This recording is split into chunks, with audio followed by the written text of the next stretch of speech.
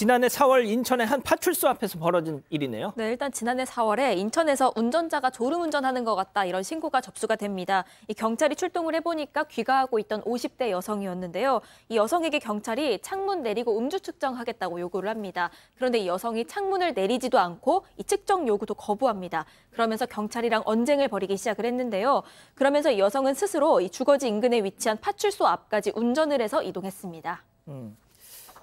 일단 뭐 술을 안 마셨어도 이렇게 음주 측정기를 갖다 대면은 일단 긴장은 하잖아요. 네. 저도 술을 안 마셨는데 음주 측정을 하면 뭔가 신난다 이런 생각이 들면서도 막상 창문을 열고 후하면 긴장이 되고 분명히 전 안 마셨는데도 다시 한번 부시죠 이러면 내가 술을 안 마셨지? 이런 생각이 들 정도로 긴장이 되고 무서운 일이기는 합니다. 그러니까요.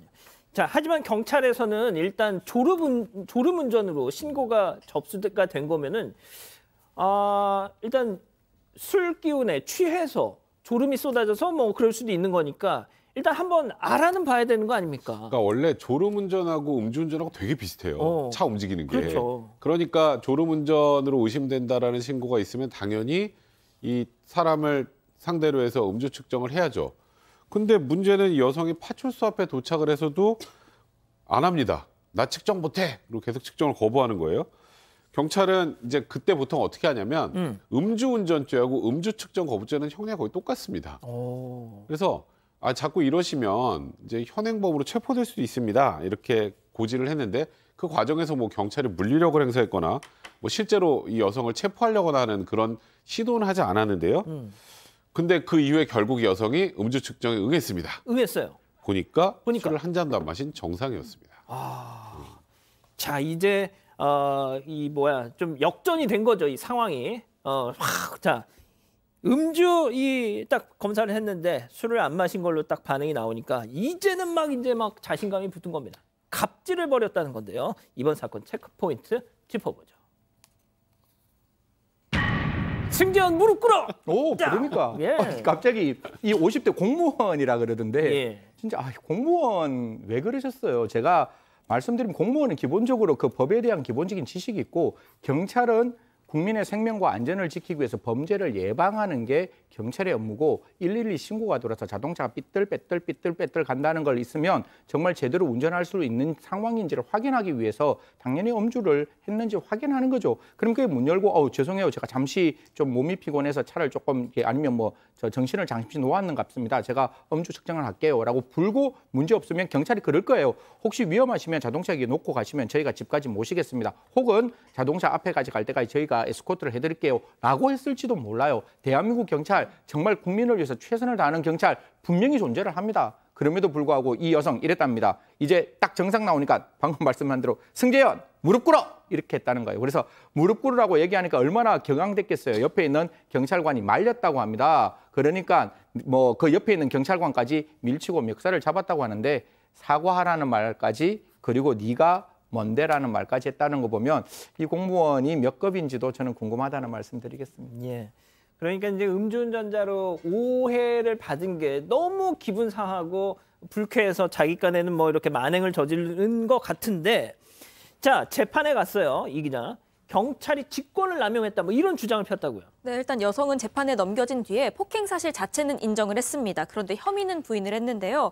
이 경찰관의 직무집행이 위법했기 때문에 공무집행 방해죄가 애초에 성립이 안 된다는 주장이었습니다. 일단 출동한 경찰이 불심 검문을 할 때 신분 표시하는 증표를 제시하지 않았다. 그리고 신분과 성명을 밝히지도 않았다. 이런 점들을 들었습니다. 음주운전이라는 이유가 없음에도 음주감지 측정을 강요했다면서 오히려 직권을 남용했다고 주장을 한 겁니다. 자, 백 변호사님. 네. 저런 복장으로 하고 와서 음주운전을 하는데 증표를 굳이 또 뭐 보여줘야 돼요? 딱 보면 경찰인지 아닌지 모르나요? 이분은 경찰 아닌데 경찰복을 입고 왔나? 이렇게 오해하진 않잖아요. 예. 그러니까 재판부도 똑같습니다. 경찰복을 입고 있었으니까 신분이 경찰인 건 충분히 알 수 있다.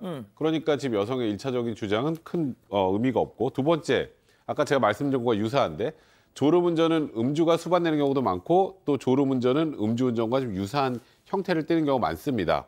그러니까 음주운전이 의심이 되면 당연히 음주운전 측정을 요구하는 것은 너무나 지극히 정당한 공무집행이고 거기다가 차에 좀 찌그러진 부분이 있었다 그래요. 그러니까 혹시 이거 음주로 사고 난 건 아닌가? 경찰이 충분히 더 의심할 수 있는 그렇죠. 그런 상황이었다는 겁니다. 지금 사파에 나오는 것처럼.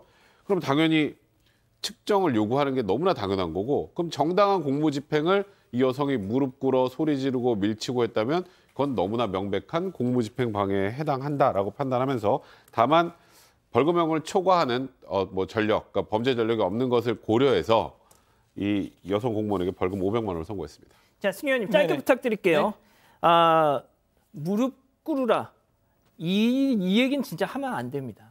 예. 사람에게 가장 모멸감 있는 거죠. 무릎을 꿇는다는 거는 그 사람이 갖고 있는 인격적인 어떤 모독인데, 저는 한 가지 말씀드리겠습니다. 이 벌금 공무원인데 그 집단에 이 벌금이 받았다는 거 안 갈 수도 있어요. 그래서 징계 안 받을 수도 있는 상황인 것 같은데, 제가 봤을 때 이만큼 언론에서 나왔다면 적어도 공무원이 다른 공무원에게 공무집행 방해를 했다면 우리 징계 양형이 있을 거예요. 그 징계 양형에 따라서 징계가 될 수 있는 가능성 반드시 그 직군에서는 열어두어야 한다는 말씀까지 드리겠습니다. 자, 오늘 사건 이렇게 정리하고요. 가족 여러분, 잊지 마시고 구독과 좋아요, 알림 설정 여기.